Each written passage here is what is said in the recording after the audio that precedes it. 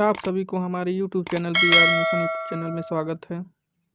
जित जितने भी जो यूपी बोर्ड क्लास 10 की तैयारी कर रहे हैं उन सभी बच्चों के लिए आज स्पेशल जो वीडियो बनाया गया है जिसमें सिलेबस का डिस्कस किया जाएगा और सिलेबस के बारे में बताया जाएगा कि अगर आपको एग्ज़ाम में 70 में से 70 मार्क्स लाना है तो आपको कैसी तैयारी करनी होगी, क्या पढ़ना होगा और इतने कम समय में आपको कैसे 70 में 70 लाना है, इस चीज़ पर डिस्कस करेंगे। आपको सिलेबस के बारे में बताएंगे।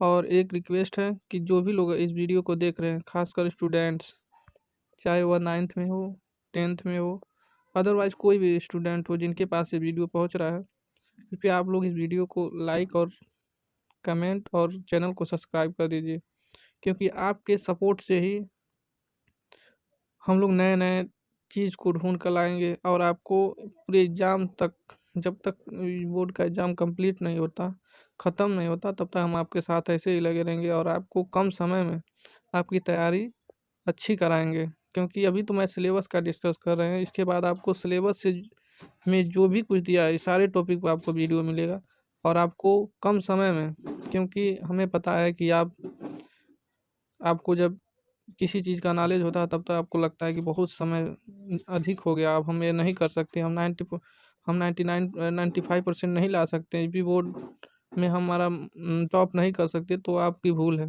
क्योंकि खेल का मतलब है, जब तक खेल जारी है तो आपको हार नहीं मानना है।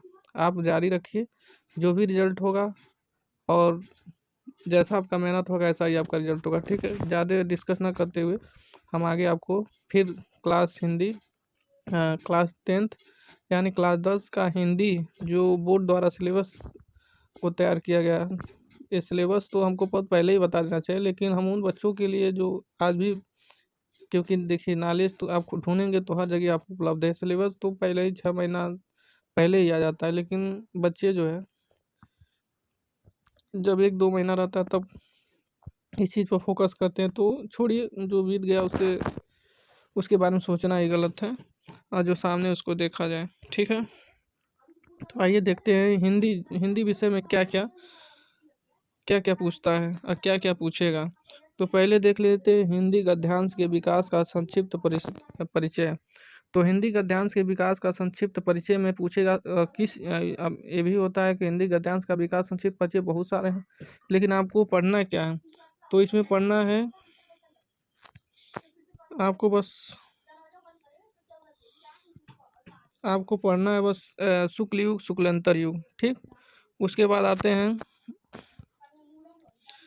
उसके बाद हिंदी पद के विकास का संक्षिप्त परिचय। रीत काल पढ़ना है, आधुनिक काल पढ़ना है। ठीक है, उसके बाद काव्य सौंदर्भ के तत्व के बारे में कुछ भी पढ़ना है, जिसमें ये बहुविकल्पी प्रश्न है, आपको अवगत करा देते हैं। इस जो भी क्वेश्चन आएंगे सब बहुविकल्पी हैं।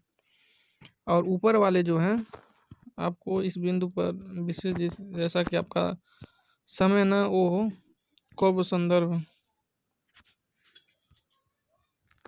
ये काव्य संदर्भ है।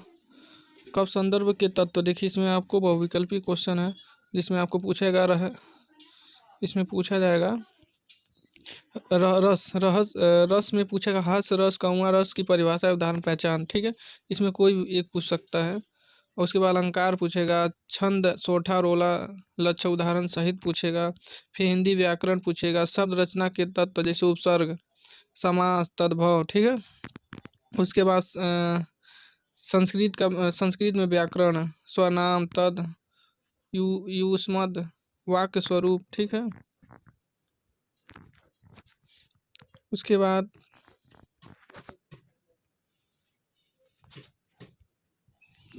संस्कृत पूछने के बाद व्याकरण स्वरूप हो गया, वाच्य पहचान या वाच्य परिवर्तन, और फिर पद परिचय, विकारी अविकारी शब्द।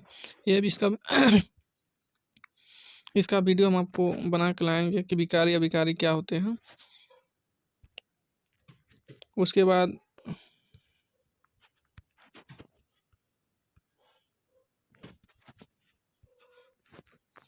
उसके बाद गद्य हेतु निर्धारित पाठ्य पुस्तक के गद्यांश पर आधारित प्रश्न। देखिए इसमें 2 प्रश्न आएंगे जिसमें आपको 3-3 नंबर मिलेंगे, ठीक है, गद्य पर। फिर पद पर भी सेम वही टॉपिक है, पद पर भी आपको 2 क्वेश्चन आएंगे और 1 क्वेश्चन का 3 नंबर मिलेगा। उसके संस्कृत में गद्यांश का संदर्भ सहित अनुवाद आएगा, उसमें आपको 2 से 3 नंबर मिलेंगे, कुल टोटल 5 नंबर आपको मिलेंगे। फिर इसमें भी 2 आएंगे तो इसमें भी 2-2 प्लस 5 नंबर मिलेंगे। इसके बाद हिंदी निर्धारित खंड काव्य के कथानक चरित्र चित्रण तथ्य पर आधारित प्रश्न 1 आएंगे और आपको 3 नंबर मिलेंगे। उसके बाद हिंदी गद्य खंड के जो पाठ्य वस्तु से संबंधित लेखकों का जीवन परिचय, उनकी प्रमुख रचनाओं का नाम, उसमें भी आपको 2 आएंगे, 5 नंबर मिलेंगे। उसके बाद निर्धारित खंड पद्य खंड से पाठ्य पुस्तक संबंधित कवियों के जीवन परिचय एवं उनके प्रमुख रचना का नाम, इसमें भी आपको 5 नंबर मिलेंगे। वह संस्कृति खंड वस्तु के कथ्य एवं श्लोक प्रश्न पत्र श्लोक प्रश्न पत्र में नया श्लोक लिखना, इसमें आपको 2 नंबर मिलेंगे। 1 क्वेश्चन है, इसमें 2 नंबर मिलेंगे। उसके बाद पत्र लेखन में 1 आएगा, 4 नंबर मिलेंगे। फिर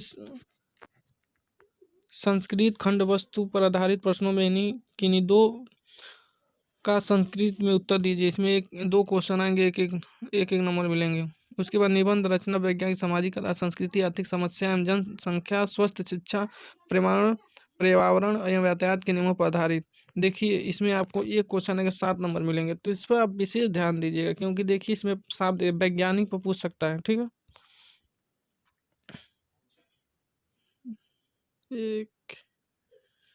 देखिए इसमें वैज्ञानिक पर पूछेगा, फिर सामाजिक पर पूछेगा, धार्मिक पर पूछेगा, सांस्कृतिक पर, आर्थिक समस्याएं, जनसंख्या, स्वस्थ शिक्षा और उसके बाद पर्यावरण यातायात के नियम पर आधारित विषय पर पूछेगा, ठीक है। तो आपको इतना ही पढ़ना है। तो हिंदी में आपको इतना ही पढ़ना है और इतने टॉपिक हैं आपके, इन टॉपिक से क्वेश्चन आएंगे। यह हम नहीं कर रहे हैं, यह बोर्ड खुद स्वयं निर्धारित किया है कि हम इन्हीं टॉपिक पर आपसे सवाल पूछेंगे, आपको इन्हीं टॉपिक को पढ़ना है।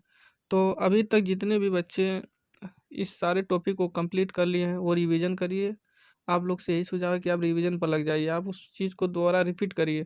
और जो बच्चे अभी तक नहीं पढ़े हैं तो आप किसी के बहकावे में मत आइए। आपको जो भी किताबें हैं, जो भी विद्या वगैरह किसी की विद्या हो, आप किसी प्रकाशन की विद्या लिए हों, आपके पास जो भी चीज़ हो जो आपको स्कूल या कहीं भी पढ़ाया गया हो, आप उसी में से इन टॉपिक को खोज कर, जितने भी टॉपिक इसमें दिए हैं, इन सभी टॉपिक को पढ़ लें, ठीक।